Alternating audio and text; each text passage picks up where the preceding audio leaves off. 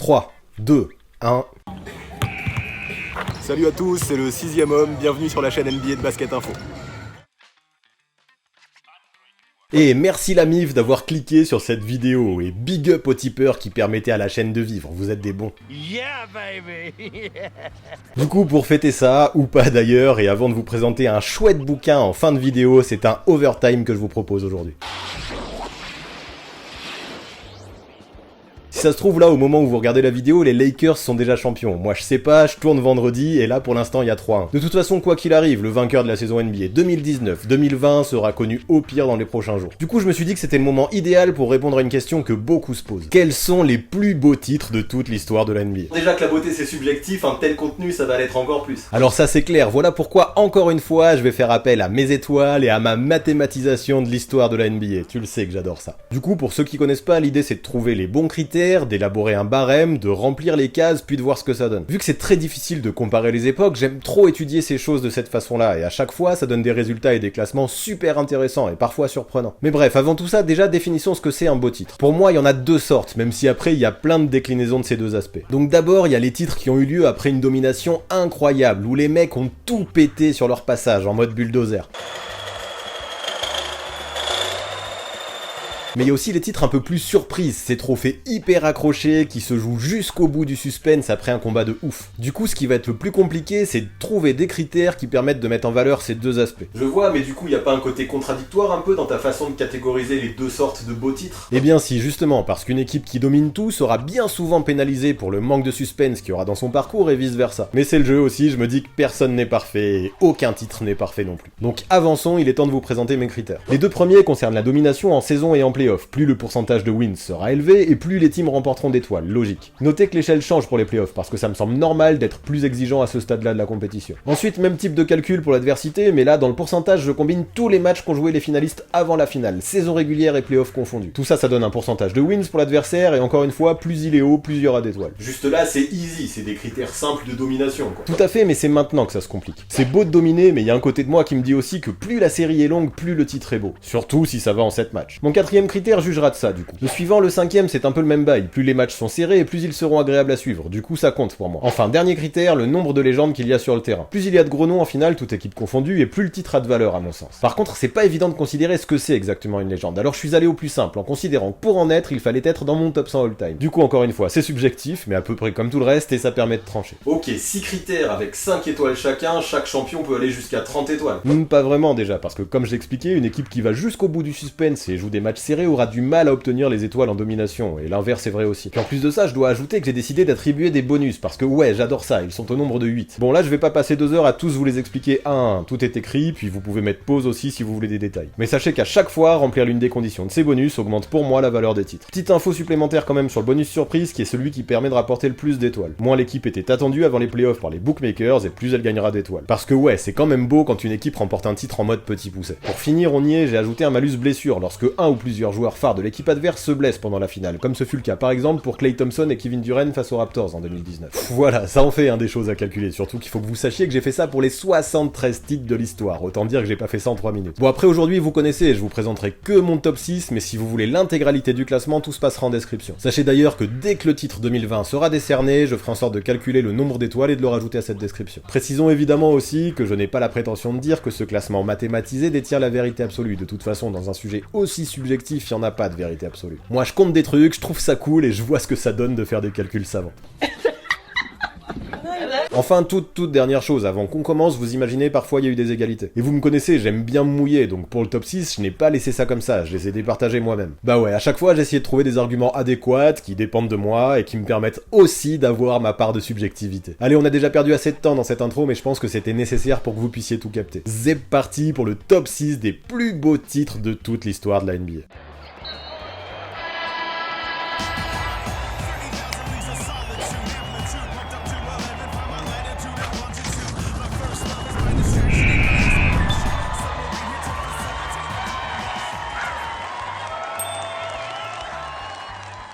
En numéro 6, nous allons parler du Heat 2013, qui, comme vous le voyez là-haut, a obtenu 22 étoiles. Donc plutôt que de détailler le pourquoi du comment des étoiles, ce qui serait vite barbant, je vais plutôt vous expliquer en quoi il est beau ce titre. Puis si vous voulez vraiment comprendre et suivre l'attribution de ces étoiles, je vous invite à faire un screen du visuel qui était dans l'introduction, ça vous permettra de comparer. Mais bref, revenons à cette finale 2013 et des aspects assez dingues elle en a mixé. Déjà, parlons de la domination de ce hit. L'équipe a réalisé une très grosse saison dans ce critère. 66 victoires, c'est pas mal, surtout quand on sait qu'elle a fait une série de 27 wins consécutives, soit la deuxième plus longue all-time. En parallèle, petite cerise sur le gâteau, LeBron a remporté le trophée de MVP, son 4e. Mais malgré ce sentiment de domination, dans cette aventure, dans ce parcours, il y a aussi eu beaucoup de suspense. Tout le monde se rappelle de ce match 6 où Ray Allen, par un 3 points de fou furieux, a décroché la prolongation, puis le Game 7. C'était énorme. Puis parlons du level des adversaires qu'il y avait en face aussi. Les Spurs avec Tim Duncan, Manu Ginobili, Tony Parker et Kawhi Leonard. Ça en fait de la légende au mètre carré. Bon, puis à Miami, y a pas à rougir non plus. LeBron James, Dwayne Wade, Chris Bosh et Ray Allen s'envoient du très lourd. Il n'y avait pas moins de 4 MVP des finales sur le parquet, et je crois que pour les 5 étoiles du critère des légendes, y a pas à bégayer. Allez, on peut peut-être regretter que même si la série en soi était serrée, les matchs pris de manière individuelle l'étaient eux un peu moins. Ceci dit, y a quand même le match 6 pour le suspense dont on a parlé plus tôt, mais c'est pas le seul. Le match 1 s'est joué sur un écart de 4 points seulement, avec un gros shoot de Tipeee un peu à l'arrache, avec la planche sur LeBron à 5 secondes du terme. Ça aussi c'était un chouette moment, mais ça n'a pas suffi aux Texans pour remporter le titre. Dans cette finale qui a permis au Heat de remporter sa 2e bague consécutive, voilà ce que je retiendrai en plus des shoots de Ray Allen et de Tony Parker. Déjà ce moment dans le match 6 où LeBron perd son bandeau et prend feu, j'avais halluciné. Il met un truc genre 16 points dans le dernier quart, c'était ouf. Je retiendrai aussi l'énorme contre du King sur Thiago Splitter dans le match 2 où le Brésilien a été destroy. On parle beaucoup de The Block, mais celui-là, même s'il était moins clutch, il était beaucoup plus violent, un truc de malade. Je me rappellerai ensuite de l'avalanche de 3 points mis par les Spurs dans le match 3, ça a envoyé des triples dans tous les sens et Miami a coulé. Quand on perd un match par 36 points d'écart en finale NBA, ça pique. Après, je me remémore aussi avec beaucoup de plaisir le 3 points avec une seule chaussure si important de Mike Miller dans le money time du Game 6. Le mec perd sa pompe, perçoit la balle, pas le temps de faire de chichi, et de la remettre, il shoot. Boum, ça rentre. Vraiment, ce truc, j'avais trop kiffé. Bien sûr, je me rappellerai aussi de la façon dont la NBA avait sorti les confettis et préparé le trophée pour les Spurs à 30 secondes de la fin du match, mais aussi comment le public de Miami avait déserté la salle. En même temps, qui pouvait prévoir que ce jour-là, on aurait affaire à l'un des plus gros renversements en fin de match de toute l'histoire des finales NBA. Puis tant qu'à faire, je me rappellerai aussi du gros Game 7 de LeBron à 37 points pour s'assurer le titre. Oula, on t'arrête plus, ça en fait des faits mémorables apparemment. Grave, c'est pas par hasard je pense que mes étoiles ont si bien classé ce titre. Je trouve ça donc complètement logique que ce Heat 2013 apparaisse dans mon top du jour. Bon après, si je suis honnête, je dois quand même dire qu'il y a 7 autres équipes qui ont terminé à 22 étoiles comme eux, et je vous invite à les découvrir dans la description. Mais pas tout de suite, sinon vous allez vous spoiler, attendez la fin de la vidéo. En tout cas, ce match 6 dantesque et tous ces faits immenses à raconter m'ont poussé à choisir le Heat. Place numéro 5 maintenant avec les Philadelphia 76ers de 1983 et leurs 23 étoiles. Yes! Vous voulez de la domination, je vais vous en donner. Ça faisait plusieurs années que Julius Erving et ses potes échouaient en finale, notamment contre les Lakers où personne du côté de Philly n'arrivait à contenir Kareem Abdul-Jabbar. Mais ça, c'était avant que les dirigeants de la franchise de Pennsylvanie en 1982 aient la bonne idée de faire venir Moses Malone, le MVP en titre. Ah ouais, quand tu renforces une équipe déjà finaliste avec le MVP en titre, c'est plus le même bail. Et ouais, t'as capté. Le gars termine meilleur rebondeur de la saison, mais aussi MVP, pendant que les Sixers nous font une campagne à 65 wins. Ça envoie tout ça, surtout qu'en parallèle, Julius Erving termine MVP du All-Star Game. Mais le pire, ça a été les playoffs, et si ça vous intéresse tout ça, je détaille vraiment tout ça du mieux que je peux dans mon overtime récent consacré aux Sixers. Avant même que la post-season commence, Mo Malone annonçait fièrement que sa team allait sweeper tout le monde, hashtag coup de balai. Alors ça peut paraître hyper prétentieux dit comme ça, mais le pire c'est qu'il n'était pas si loin de la vérité. Faux, faille, faux. Sans une défaite en finale de conférence au match 4 face aux Bucks, sa prédiction se serait réalisée. Ouais, parce qu'à part ça, tout le monde a pris cher. Même les Lakers de Magic Johnson, Kareem Abdul-Jabbar et Jamal Wilkes ont pris un 4-0, même tarif. Sachez qu'en plus, l'année précédente, en 1982, c'était les Californiens qui avaient sorti les Sixers en finale en 6 matchs. Ça ajoute donc les bonus revanche et guillotine là-haut pour arriver à un total de 4 étoiles bonus, sacré moisson. En fait, dans mon barème, ces Sixers paient surtout que aucun match n'ait été serré, et ouais, c'est ça de trop dominer. En tournant à 26 points et 18 rebonds de moyenne par match sur la finale, Moses Malone a clairement surpassé Kareem Abdul-Jabbar, et les or et pourpres n'ont jamais pu respirer. Après, en plus de cette domination incroyable qui marquera ce titre, je retiendrai le end-one de Julius Erving à 1 minute de la fin du match 4 qui a définitivement scellé la saison. Tout un symbole pour un gars qui avait perdu 3 finales lors des 6 dernières années après pourtant avoir tout dominé en ABA. Autour de joueurs comme Erving et Malone, mais aussi Andrew Toney, Maurice Cheeks ou Bobby Jones, ce titre est devenu légendaire. Tellement légendaire que le groupe de Philadelphie Pieces of Dream a même fait une chanson en référence à Mo Malone. Je suis donc bien content que les étoiles aient décidé de faire apparaître cette bague dans le top du jour.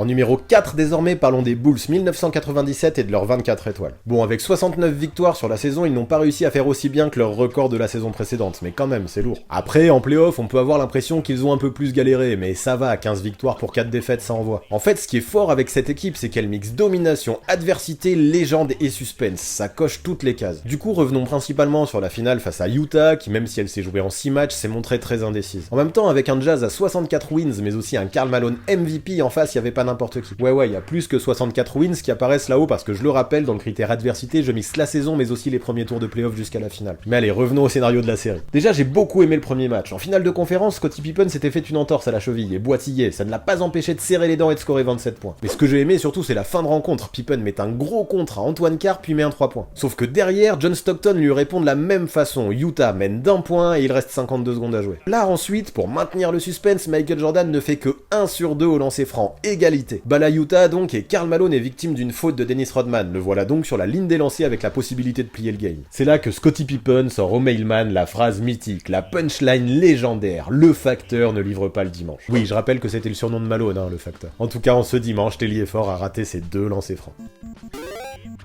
Mais bon, c'est pas pour ça que tout est fait, parce que là il reste encore 7 secondes et il y a égalité. C'est le moment que choisit Michael Jordan pour rentrer en scène. Il récupère la balle et attend que le chrono s'égrène face à ce pauvre Brian Russell. Puis à 2 secondes du terme, il part sur sa gauche, pose ses appuis, le buzzer sonne, swish, 1-0 pour les Bulls. Elle partait bien déjà cette série d'un point de vue suspense. Le match 3 aussi à Utah, le premier là-bas m'avait choqué, l'ambiance était folle et personne ne s'entendait. C'est comme ça que le Jazz a démoli les Bulls et que Dennis Rodman a pris une amende pour avoir balancé une remarque abusée sur les Mormons. C'était chaud. Dans le match 4, Phil Jackson est même arrivé avec des bouchons d'oreilles tellement la salle faisait de bruit. Mais bouchons d'oreilles ou pas, rien à faire. Le Jazz s'impose encore devant son public et revient à 2-2 dans la série. Tout est relancé. Enfin vient le Game 5, toujours à Utah parce qu'à l'époque le format des finales était 2-3-2. Donc on va parler du flu game, ou plutôt du gastro game. Avant le match, Jordan avale une pizza qui, selon ce qu'il dit dans The Last Dance, avait été volontairement empoisonnée par les livreurs de Salt Lake City. Après vrai ou faux, on ne sait pas, mais ce qui est certain, c'est qu'il était mal. Du coup, Utah en profite et prend 16 points d'avance dès le début du game. Mais d'un coup, même s'il n'avait clairement pas son énergie habituelle, MJ se met à mettre des shoots. 17 points dans le deuxième quart-temps pour lui. Le mec se repose dans le troisième, puis revient dans le quatrième pour charbonner. 15 points pour lui dans la période, dont un 3 points ultra clutch pour donner l'avantage aux Bulls à 25 secondes du terme. Au final, Michael met 38 points, Chicago s'impose à l'extérieur face à ce public on fire 90-88, et les Bulls prennent l'avantage dans la série 3-2. Boum. Alors place au match 6 désormais, qui évidemment a tenu toutes ses promesses. On va directement aller dans les dernières secondes d'ailleurs, et alors que le score est 86 partout, Michael Jordan a la balle mais il est pris à 2. C'est ainsi qu'il décide de faire une passe à Steve Kerr, qui ne tremble pas en inscrivant un tir à 6 mètres à 5 secondes du buzzer. 88-86. Sur l'action d'après, Pippen intercepte, coup coach par au dunk et c'est fait, Chicago est champion. C'était sacrément dingo cette série, et je trouve ça complètement normal que mes étoiles la fassent apparaître aussi haut. Allez, place au podium désormais avec les Mavericks de 2011 qui eux aussi ont 24 étoiles. Si je les ai mis devant les Bulls 97, c'est pour l'immense surprise qu'a représenté leur titre remporté face à l'énorme trio LeBron James, Dwayne Wade, Chris Bosh. Ouais, là-dessus, pour la surprise, j'ai pas lésiné, j'ai mis le bonus max, et ce côté inattendu m'a poussé à mettre ces Mavs à la 3ème place. Tant qu'on est dans les bonus d'ailleurs, précisons qu'en ayant sweepé les Lakers au 2e tour, qui étaient champions en titre, mais aussi en remportant cette année-là la seule et unique bague de l'histoire des Mavericks, ils obtiennent pas mal d'étoiles supplémentaires. Puis c'est pas tout, là encore, le scénario de la finale mérite d'être raconté. Déjà, faut savoir que les deux équipes s'étaient affrontées en 2006, et même si les effectifs n'étaient plus tout à fait les mêmes en 2011, Miami s'était imposé en 6 matchs après avoir été mené 2-0. On peut donc facilement imaginer que Dirk Nowitzki avait un vrai sentiment de revanche envers Dwayne Wade. Alors que les Mavs laissent échapper le match 1, ils réalisent dans le Game 2 un énorme comeback de 15 points pour finalement s'imposer dans le 4ème quart-temps. Et puis pour le symbole, c'est Dirk Nowitzki qui met le panier de la win à 3 secondes du terme avec sa main gauche blessée. Dans le match 3, Dallas s'incline à nouveau dans le Money Time, suite à un panier de Chris Bosh notamment, mais heureusement pour eux, ils réagissent dans le Game 4. Ouais, encore une fois, le scénario était dingue. Grâce à un Jason Terry ultra clutch, Dallas s'impose de 3 points et revient à 2-2 dans la série. Là, c'était sacrément tendu. Sauf que après, ça va vite. Sur les matchs 5 et 6, Miami ne verra quasiment pas le jour. Là, on retiendra notamment les paniers hyper décisifs de Jason Terry, mais aussi la puissance de Dirk Nowitzki. Sauf que je ne serais pas complet si je ne parlais pas du choc de LeBron James. Alors qu'il avait l'occasion de remporter enfin son premier titre, le King est passé à côté de ses finales. Ouais, le mec s'est un peu caché derrière ses potes. 18 points de moyenne sur la série et un match 6 décisif avec de grosses absences dans le 3ème quart-temps, ce n'était pas digne de lui. Bon, heureusement pour sa légende, il se rattrapera les années suivantes, mais peu importe. Cette année-là, Dallas a remporté un titre superbe et unique que je trouve très bien taillé pour le podium du jour. Pour la place numéro 2, nous allons encore parler des Bulls, mais cette fois-ci ceux de 1998, avec leurs 25 étoiles. Bon là je ne vais pas y passer des heures parce que je suis persuadé que vous avez tous vu The Last Dance. Des aléas, cette saison-là, il y en a eu un paquet. Entre la blessure de Scottie Pippen, ses états d'âme, mais aussi les vacances de Dennis Rodman à Las Vegas, c'était télé-réalité à Chicago. Filmé dans un loft de 225 mètres carrés, 24 heures sur 24, par 26 caméras et 50 micros. Et franchement, chez tous les observateurs, cette situation a créé de gros doutes. Avec une saison bien moins puissante que d'habitude, l'avantage du terrain pour Utah en finale et toutes les galères rencontrées, beaucoup pensaient que tout allait s'écrouler dans la franchise de l'Illinois. Voilà pourquoi, malgré 5 titres sur les 7 années précédentes, j'ai quand même mis une étoile bonus pour la surprise. Puis faut dire aussi qu'en phase 2, le Jazz était sacrément affamé et avait soif de revanche. Les Lakers l'ont bien vu en finale de conférence en prenant un 4-0 dans les dents. Du côté de Chicago, par contre, ça avait été l'inverse. Leur finale de conférence face aux Pacers avait été très chaude. Avec un Reggie Miller bouillant, MJ et ses potes eurent besoin d'un match 7 pour accéder au final. Ce n'était plus la même domination que les années précédentes, c'est sûr. Mais ce qui a fait la diff, je pense, c'est le scénario. Ah, ce scénario. Regardez le critère suspense là-haut. Sur 6 matchs qui se sont joués, 5 se sont joués sur un écart de 5 points ou moins. Le premier fut gagné par le Jazz en prolongation, mais le deuxième fut pris par les Bulls, dans la douleur. Du coup, direction Chicago maintenant pour la suite. Là, dans le match 3, et je m'en rappellerai toute ma vie, les Bulls étouffent littéralement Utah, en les limitant à 54 points seulement. Puis 42 points d'écart au final, ce jour-là, ça a piqué. Puis après un match 4 et un match 5 tout aussi serré, les Bulls prennent finalement l'avantage 3-2. Rendez-vous à Utah donc maintenant pour clore la série. Bon, là, je ne vais pas vous faire injure, je pense que vous connaissez. Dans la dernière minute, Michael va scorer un lay-up et permet aux Bulls de revenir à un petit point, 86-85. Mais là, ils sont encore derrière et tout reste à faire, et d'abord, il faut défendre. C'est ce que MJ fait. L'action suivante, il chope la balle à Karl Malone, puis sans temps mort, commence à remonter le terrain. Brian Russell, encore lui, défend sur MJ. Ce dernier le cross et boum, fin du game. Michael Jordan inscrit de last shot pour gagner son 6e titre et prendre sa retraite à Chicago là-dessus, suite à une rencontre à 45 points. On est pas mal au niveau de la légende de ce titre, non? Voilà pourquoi ça ne m'étonne même pas que mes étoiles lui filent la 2e place. Première place maintenant avec les Cavaliers de 2016 et leurs 26 étoiles. Là aussi, l'histoire, vous la connaissez par cœur, enfin il y a des chances. En vrai, ce titre-là, je l'ai déjà beaucoup abordé dans différentes vidéos Overtime notamment, mais en vrai, il y a de quoi, alors par où commencer? Bah déjà, rappelons que LeBron, quand il avait quitté Cleveland pour aller gagner des titres à Miami en 2010, était clairement considéré comme un paria, un traître. Finalement, revenir dans ces conditions dans la team qu'il avait drafté pour lui faire remporter le premier titre de toute son histoire, ça a de la valeur déjà. Puis pour insister sur la lourdeur du truc, parlons des adversaires aussi. En phase 2, les Cavs devaient disposer des Warriors, champions en titre en éliminant Cleveland l'année d'avant, mais aussi auteurs de la plus grosse saison régulière de toute l'histoire avec 73 wins. 73 wins, même si Golden State avait galéré un peu en finale de conférence face à OKC, comment tu pouvais imaginer que Cleveland allait les sortir? À Golden State, cette saison-là, ça envoyait du bois. Mais si avec ça. Dans cette série, les Warriors prirent vite l'avantage 3 victoires à 1, et personne, je ne dis bien personne, n'avait remonté un tel déficit dans l'histoire des finales NBA. C'est donc là que LeBron a décidé de prendre les choses en main. Il a envoyé un texto à tous ses coéquipiers en leur disant que s'ils ne croyaient pas encore au titre, ce n'était même pas la peine de venir au match suivant. Ah ouais, coup de pression là, et alors, y'en a qui sont pas venus? Ça aurait pu, mais non, au contraire, tout le monde a débarqué le couteau entre les dents. 41 points pour LeBron et Kyrie dans le match 5, 41 points pour LeBron dans le match 6, triple-double pour le King dans le match 7, pour s'emparer de la victoire et du titre. Pas mal, non? Ajoute à ça un scénario dantesque dans le match ultime et des actions clutch de folie comme l'énorme shoot de Kyrie sur Curry ou encore le contre de LeBron sur Iguodala, et t'as réellement tous les ingrédients pour un titre de malade. Alors ok, le seul truc peut-être c'est qu'il n'y a pas eu une domination folle pour les Cavs avant de s'emparer de cette bague. Par contre, avec le suspense, l'adversité, la revanche, la surprise, la remontada, le comeback de LeBron à Cleveland, puis le gain du seul et unique titre de l'histoire de la franchise à ce jour, il y a vraiment du level. Presque dommage qu'il portait ce maillot à manches que je trouve hyper laid. Mais bref, on s'en fout, avec tout ce que je vous ai raconté, ça me paraît complètement normal que les Cavaliers 2016 apparaissent à la première place de mon classement du jour. Nice job les étoiles.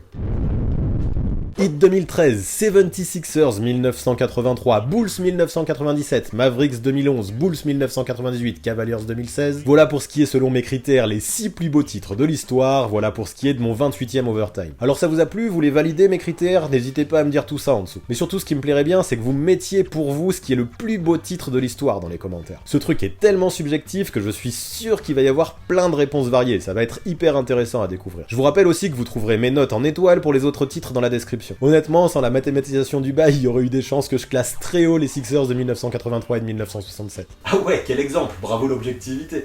Tu crois que tu vaux mieux toi? Mais bref, avant de vous laisser, faut que je vous parle d'un truc. Le poteau Lucas, qui bosse avec nous dans la team de Basket Info et que vous pouvez retrouver régulièrement dans le podcast audio L'écho des parquets, vient de sortir un bouquin. Et ce bouquin, le voici, un chouette récit d'environ 300 pages qui retrace tout le parcours, toute la vie de la légende qu'est Kobe Bryant. Ce qu'a vécu cet homme vaut le détour, franchement. Dans ce livre, tous ses exploits, ils sont abordés évidemment, mais aussi ses failles, failles, son côté sombre. L'homme aux 1000 visages, le titre dit tout, et c'est vraiment cette ambivalence pour moi qui rend ce bouquin si intéressant. Puis sachant que ça vient de la MIF, en plus, croyez-moi, vous pouvez y aller les yeux fermés. Par contre, c'est maintenant que vous allez tendre l'oreille, parce que ce bouquin de Kobe, toute la semaine, on va le faire gagner sur Instagram. Il y en aura 3 en jeu en tout. Pour tenter votre chance, venez me suivre si vous le faites pas encore. Le concours a ouvert qu'hier soir, et pour l'instant, il y a que vous dans la confidence, donc go participer. Après, pour débattre avec la commu et découvrir mes all-time teams, vous connaissez, c'est sur Discord et Instagram que ça se passe, il y aura tous les liens en description. Et pour finir, vous connaissez les bails, abonnez-vous à la chaîne, activez la cloche pour recevoir les notifications, lâchez un pouce bleu, posez votre commentaire. Tout ça c'est important, c'est les 4 clés de la victoire comme dirait Phil Jackson. Puis si la vidéo vous a plu, n'hésitez pas à lâcher un tip aussi sur Tipeee, même la plus petite somme apporte un soutien de ouf, vous vous rendez pas compte. Merci encore à tous ceux qui sont là d'ailleurs et qui donnent de la force. À très vite.